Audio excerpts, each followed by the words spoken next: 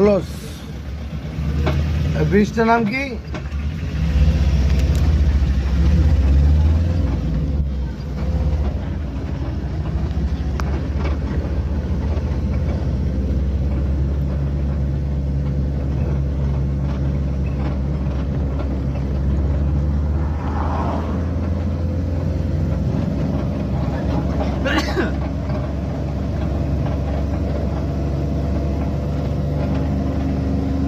বন্ধুরা, আমি এখন যাচ্ছি সুনামগঞ্জ, ধীরাই। তো এখান থেকে যাওয়ার পথে একটা বড় ব্রিজ বাজলো, মোটামুটি বড় ব্রিজ। মোটামুটি বলতে গেলে কি ভুলব, অনেক বড় ব্রিজ। রাস্তা খুব সুন্দর, একটা টার্নিং আছে।